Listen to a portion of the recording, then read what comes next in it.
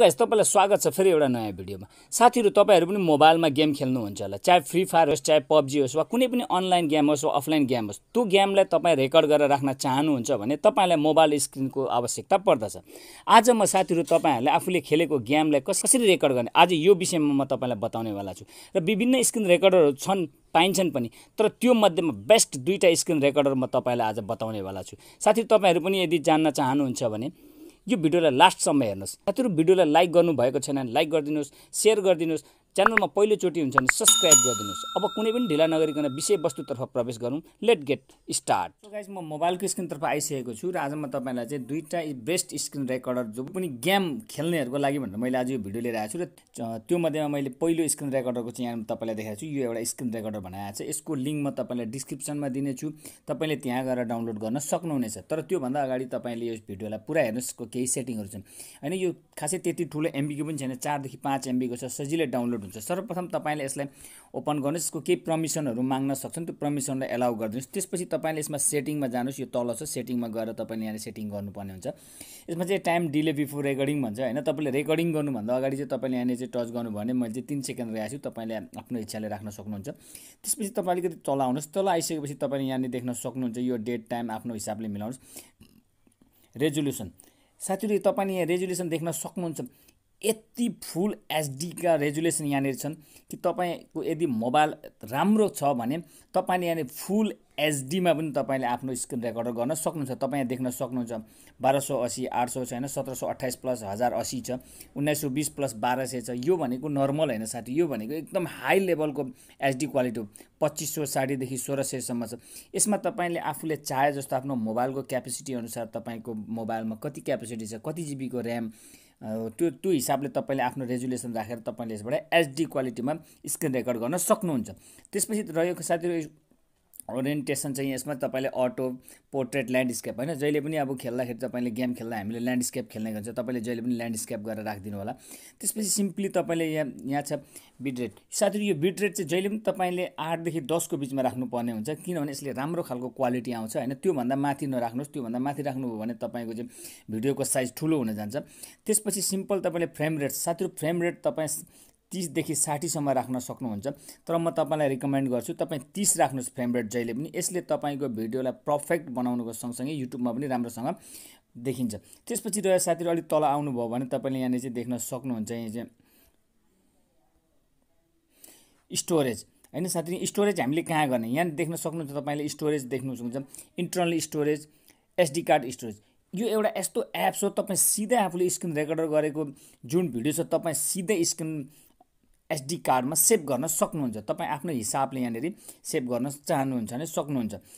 त्यस्तो अर्को चाहिँ यहाँ फर्मेट एन्ड क्वालिटी। साथीहरु यहाँ फर्मेट एन्ड क्वालिटी तपाई 100 पनि राख्न सक्नुहुन्छ, 95 पनि राख्न सक्नुहुन्छ, 90 पनि राख्न सक्नुहुन्छ। यसमा कुनै प्रब्लम छैन। तर म तपाईहरुलाई रिकमेन्ड गर्छु तपाईले चाहिँ आफ्नो फर्मेट एन्ड क्वालिटी जहिले 90 राख्नुस्। यसले तपाईको भिडियोमा खासै असर गर्दैन र त्यति ठुलो साइजको पनि हुँदैन जसले एडिटिङ गर्नलाई मद्दत पुग्दछ। यो त्यो पहिलो स्क्रिन रेकर्डर बेस्ट गेमरहरुको लागि चाहिँ स्क्रिन रेकर्डर मैले यो भने। अब म तपाईलाई दोस्रो स्क्रिन रेकर्डरको बारेमा बताउन गइरहेको छु।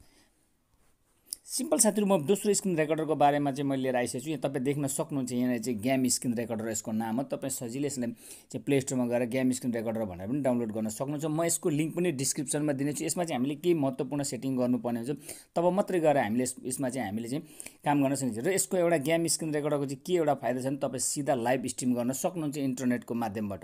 सिम्पल तपाईले यसलाई ओपन गर्नुस्। ओपन गरिसकेपछि तपाईले के परमिसन माग्नु छ अलाउ गरिदिनुस्, अलाउ गरिदिनुस्, अलाउ गरिदिनुस्। त्यसपछि यसमा चाहिँ यसरी स्वाइप गरेर यहाँ आउनुस्। स्वाइप गरेर आइसकेपछि साथीहरु देख्न सक्नुहुन्छ हाम्रो मोबाइलमा जति पनि अनलाइन अफलाइन गेमहरु छन् ती अनलाइन अफलाइन गेमहरुलाई एकैचोटी यसले यहाँ देखाइदिन्छ।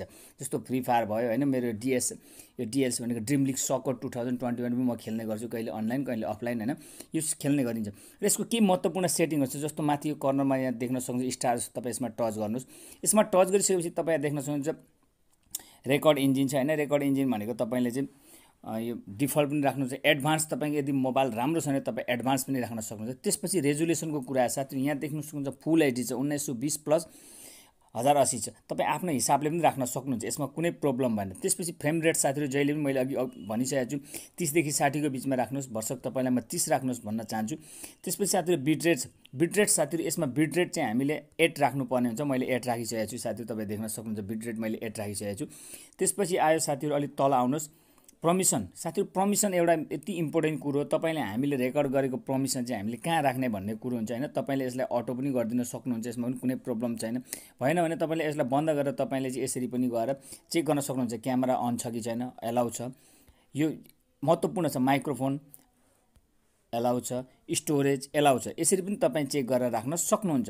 त्यसपछि यसको एउटा महत्त्वपूर्ण सेटिङ भनेको साथी सो क्यामेरा छ। तपाईँ यसमा टच गर्नुभयो भने तपाईँ देख्नुहुन्छ फेस क्याम र रियर क्यामेरा। अहिले भर्सक चाहिँ मेरो फेस क्याम भइरहेछ हैन, मैले चाहिँ अब यसरी थिचेँ भने फेस क्याम, म डाइरेक्ट फेस क्याम देखाएर भिडियो गेम खेलेर म रेकर्ड लाइभ पनि देखाउन सक्छु योबाट।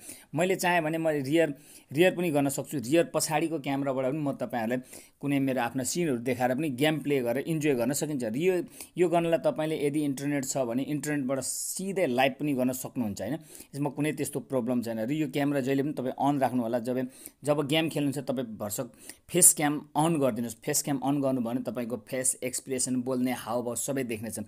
त्यसपछि सिम्पली तपाईँले यसमा आउनुपर्ने अर्को चाहिँ साइज हुन्छ, जस्तो क्यामेरा साइज अप्सन छ साथीहरू। क्यामेरा साइज अप्सनलाई जहिले पनि तपाईँले यसरी हैन अलि न्यून गरेर सानो आफ्नो ठिक्क यसरी मिलाएर राखिदिनुहोस्। यसले के हुन्छ भने तपाईँको गेम खेल्दाखेरि बीच साइडमा चाहिँ राम्रो खालको चाहिँ एउटा तपाईँको फोटो देखाइरहनेछ। त्यसपछि रेकर्ड बटन अप्सन छ साथीहरू। रेकर्ड बटन अप्सन भनेको के हो भने हामीले रेकर्ड गर्दै गर्दा साइडमा रेकर्ड भएको देखाइरहन्छ। जस्तो मैले यसलाई यसो गरेँ भने देख्न सक्नुहुन्छ यो डार्क भएर आयो, तर मैले यसलाई न्यून गरिदिएँ, एकदम माइनस गरिदिएँ भने हामीले रेकर्ड गरेको चिज चाहिँ अरूले देख्दैनन् वा त्यस्तो देखिँदैन पनि हैन, मधुरो हुन्छ।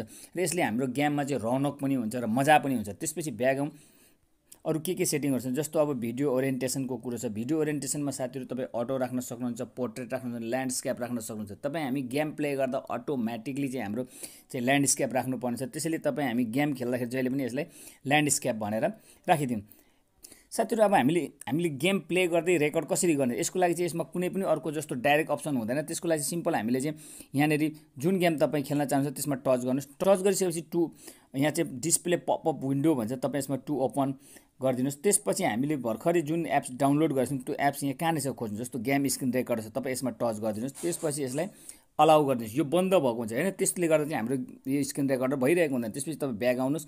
ब्याग आइसकेपछि सिम्पल अब तपाईँले खेल्न खोज्नुभएको गेमको म यहाँनिर देखाउँछु, जस्तो स्टार्ट भनेर आइसकेको छ हैन, स्टार्ट भनेर देखाइन्छ। मैले स्टार्टमा टच गर्ने बित्तिकै 3 सेकेन्डमा मेरो गेम स्टार्ट हुन्छ र मेरो फेस पनि देखिन्छ। र यो त्यो साथीहरू आजको भिडियो हैन।